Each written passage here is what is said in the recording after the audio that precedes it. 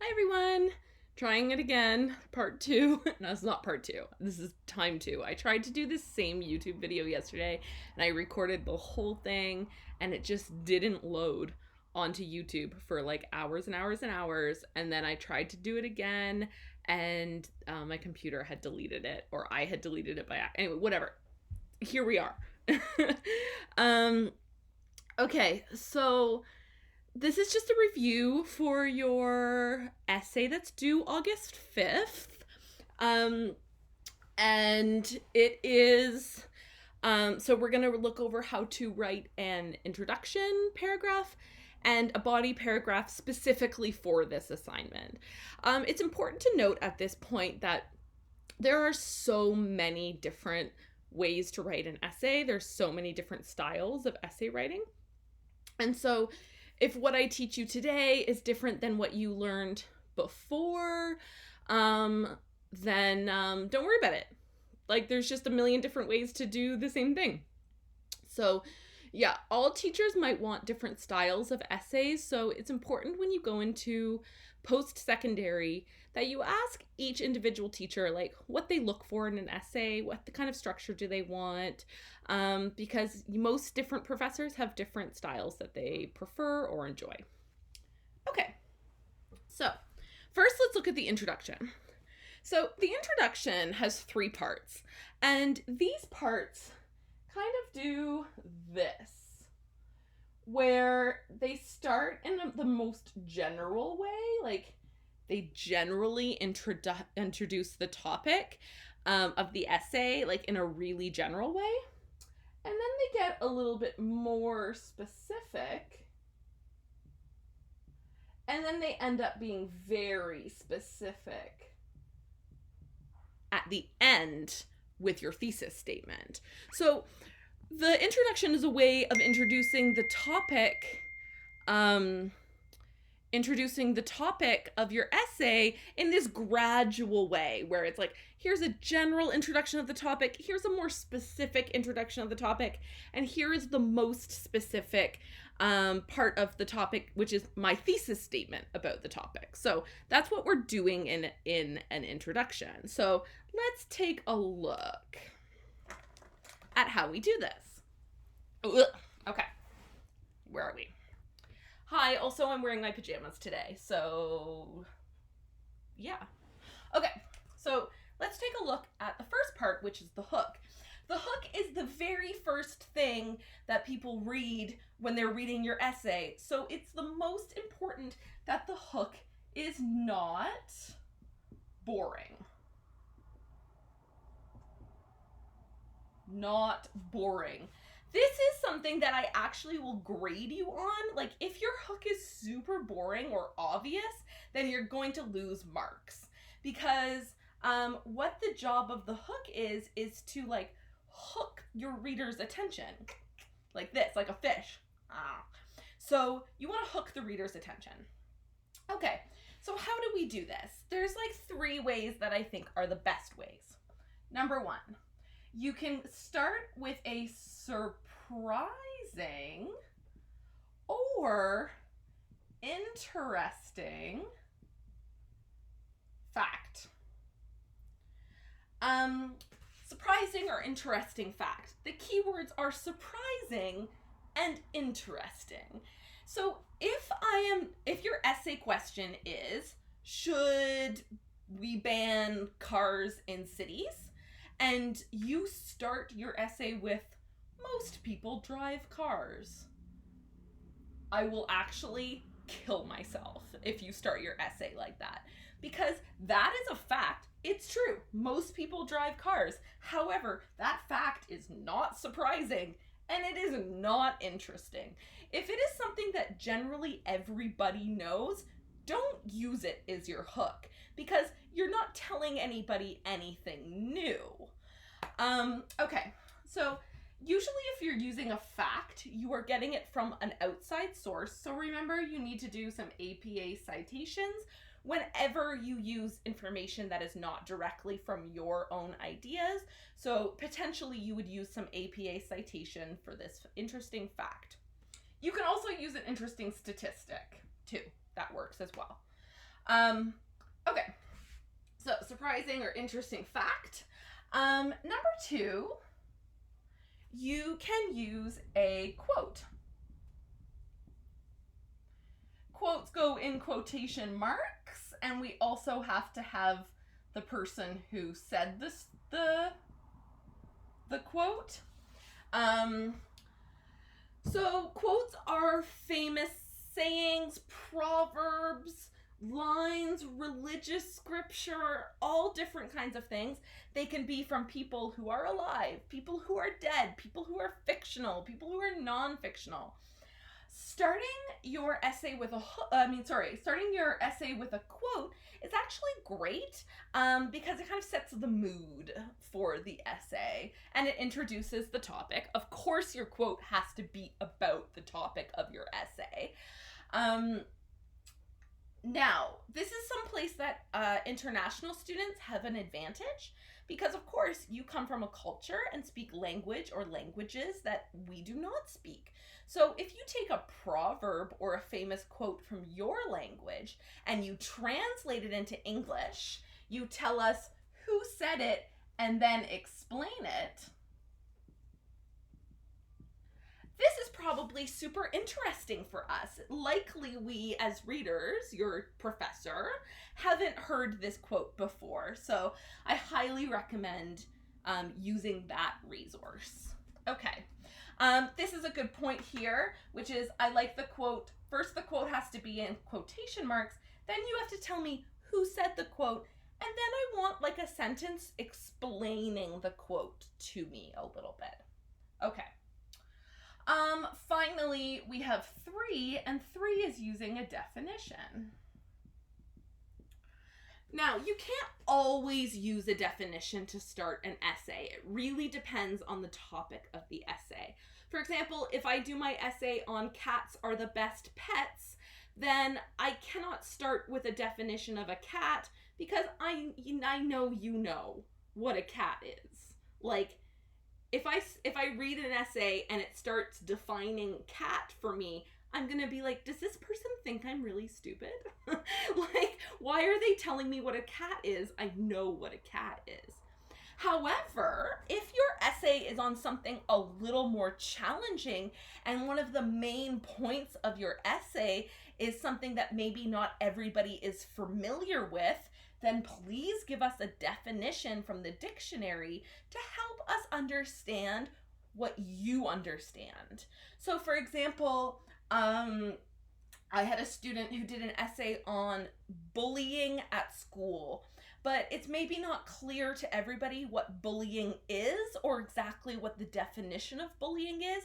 So they began their essay with a definition of bullying, and I read it and I was like, okay, so now I know what you know, like this is your understanding of bullying, so now it's my understanding of bullying. You can also use definitions when you're talking about concepts that are quite challenging or complex. For example, the definition of culture. So if you ask me to define culture, I'm probably going to give you maybe a different definition than like your best friend, than maybe your teacher. Like it's a very, very complex idea. So if you're working with a really complex idea, then it's good to define it at the beginning of the essay so that I know what you know, we know the same thing. Again, definitions come from the dictionary, so make sure if you're using a dictionary, you are also telling me where you got this information, like what dictionary you got it from. Okay, some folks like to start essays with questions. Please do not do this. In my experience, international students are terrible at starting their essays with questions. Questions are very much like facts. Like if you use a question, you have to write a question that is going to like challenge the way I think about the world. Often international students don't do this. So again, with our banning cars example, I'll get a question like, do you drive a car? Like, that's a really stupid question, and it doesn't challenge anything about the way I think about cars. But if you wrote a question that says, did you know that, like, would you be psychologically healthier if you stopped driving your car? That question, I'm going to stop and be like, would I? Interesting. I don't know. Maybe tell me more. So questions are really hard, so we are not going to start our essays with questions. If you start your essay with a question, you will lose marks. I'm telling you this now. Okay, cool. So that's the hook. Surprising or interesting fact, a quote or a definition. Please don't be boring. Try and be as interesting as possible. Okay, so the middle part, there's many different styles of doing the middle part of an introduction. I'm going to tell you 2 styles that work for me. So the number 1 style is giving some history or background on your topic. So for example, for your diets, this is a really good place for you to write, when did the diet start? Who invented it? Where did it come from? Like, did it come from a different country? Was it a doctor who was doing research? You know, what year did it start? Was there a book that made this diet famous? Like, give me some history and background. In fact, you know what? I'm not even going to give you my other option because I just want you to do this. Give me some history and background about the topic. And finally, the most specific is your thesis statement. And your thesis statement, in this case, because it's a cause and effect essay, is just telling me like what the diets are and like what the effects are. And sometimes that those effects are not healthy. Totally up to you. You guys have all written your thesis statements and I have checked them. So you guys are all good with thesis statements. So start with a hook. Give me some background or history about your diet that you're going to be writing about, and then give me your thesis.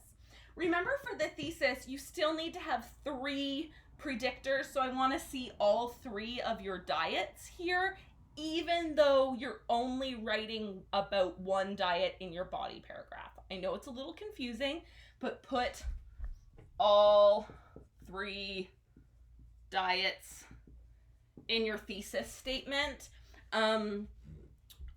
Just do exactly what you like. Just put the thesis statement that you gave me and I corrected. Just put that here. Okay, so that's what I want you to do for introductions. I'm going to pause and then I'm going to talk about what I want for the body paragraph. Okay, see you in a second. Okay, I'm back. Okay, so we're going to look at the body paragraph. It's going to be a teeny tiny bit different probably than the body paragraphs you have written in the past, but I know you can do it. Also, you guys did outlines with basically this structure, and so it shouldn't be that difficult to translate your outline directly into your body paragraph. So remember, we're only doing 1 body paragraph about 1 diet. Okay, so let's take a look. Okay, so your body paragraph looks something like this craziness. First, you need a topic sentence. So the topic sentence does a bunch of different jobs. The first job that it does is connect to the predictors. So it connects to the predictors in your, or the predictor in your thesis statement. So in your thesis statement, you should have mentioned 3 diets. Each one of those diets would be its own body paragraph. So here we're going to do the 1 diet that we will describe in this body paragraph. So you need to use that diet in this topic sentence to tell me like how this paragraph connects to what you said you were going to talk about in your thesis statement.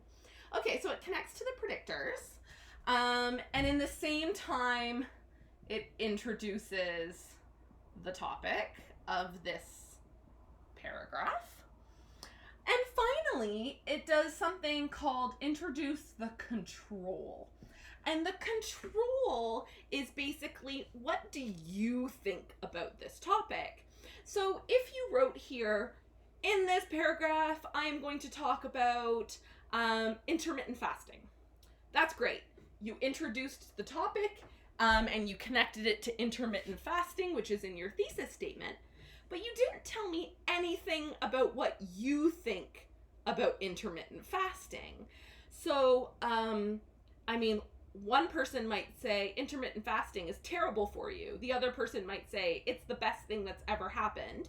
Those are two different perspectives on the same topic.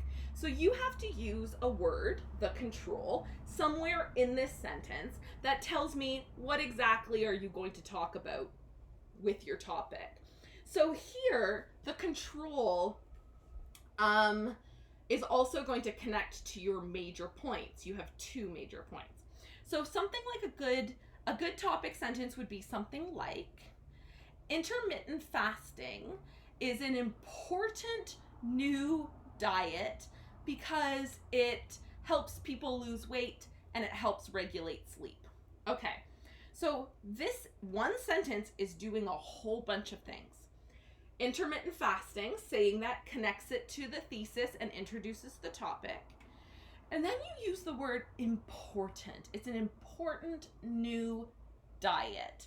The word important is your control. It tells me what you think about this topic.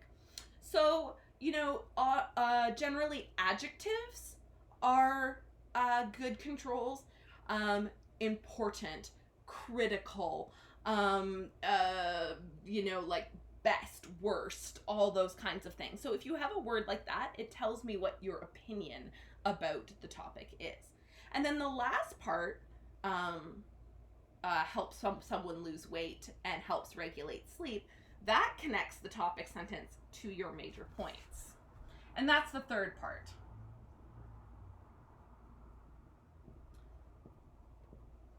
It connects to your major points. So this one sentence is doing a lot of jobs at one time. So you've got to make sure that your topic sentence is doing all of the jobs. Okay, this little part is probably something you've never had to do before. So between your topic sentence and your major and minor points, I want you to describe the diet a little bit that you are talking about, because we can't assume that our readers know anything about this topic. So I want you, if you are doing intermittent fasting, for example, what is that? Like, what do you have to do?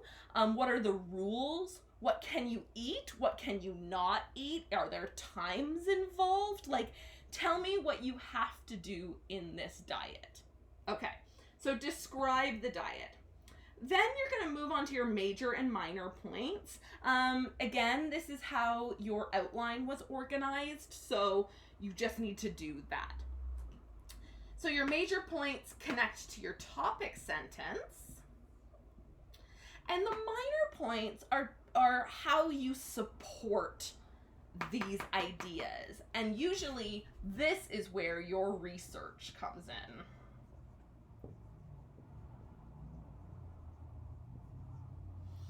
This is where your research comes in. So you're going to use statistics and facts to help explain your major and minor points, and this adds a lot of strength to your essay.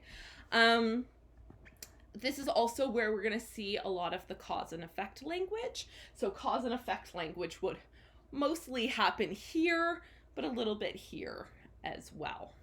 Okay. And then finally at the bottom, we have our concluding sentence. And the concluding sentence is just a paraphrase of your topic sentence. So it's your topic sentence, but with synonyms and different sentence structure. And that's it. There's no new information here. Okay, so I had a couple students ask me about APA citations and how to put them properly into an essay. I'm going to talk about this a little bit, but what I'm generally going to say to you is there are so many resources on the internet that help you do APA citation. So like everyone I know who went to university had to learn how to do APA citation by themselves. Like nobody taught me how. Like I had to figure it out from books and online resources, just like you. I provided a really good online resource a couple days ago called Owl Purdue.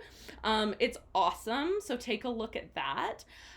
Also, the thing that's crazy about doing APA citations or MLA citations or any style of citation is that what's crazy about it is that like every different source needs to be cited in a different way. So you're going to use a different style of citation if you're using like a newspaper from the internet with one author than if you do a like peer-reviewed journal article with 4 authors and no date. Like they're all different. So you're going to have to look up specifically how you cite and how you add references for your specific sources. So again, I am not a dictionary of APA citation. When I do research, I have to look all this stuff up as well, like myself, because I don't know how to do every single kind of APA citation. The other thing is there's lots of technology to help you with this. So if you do any of your research on any of Fanshawe's like library database or Western's library database, if you find an article you like, there's a little button you can push and be like, give me this citation. And it like it just gives it to you and you just cut and paste it and put it in your essay. I think Microsoft Word also has this capability. So, you know, there's a lot of like cheat ways to do it too. You don't have to do it by hand every time. Again, this is something that's kind of your responsibility to figure out.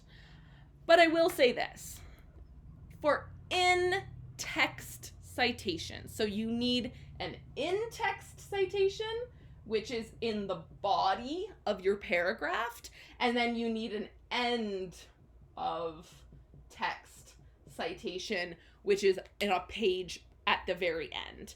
I want both of these things. You have to have both because this connects the reader to this.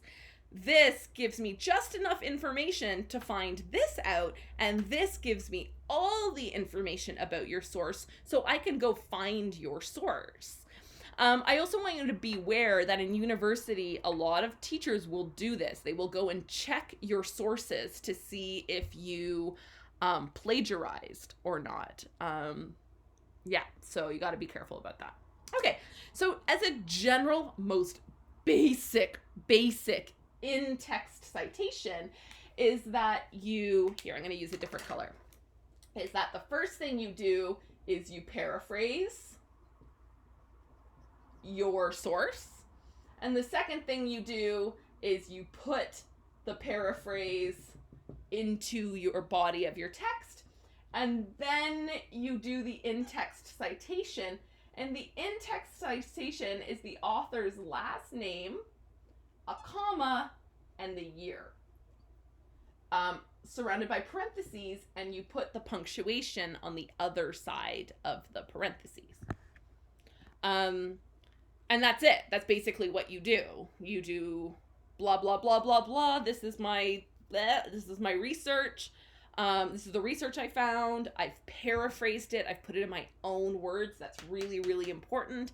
And then I put a parentheses. I give the author's last name only, no first name, no middle initial, just the last name, comma, and the year. Only the year, not the month, not the date, just the year. All the other information happens here, so we don't need it here. Now, of course, there are many variations of this. Sometimes you have 5 authors to some research. Then you have to put 5 last names. Sometimes there's no year, so you have to put not available. Again, all of these variations you can find on the internet.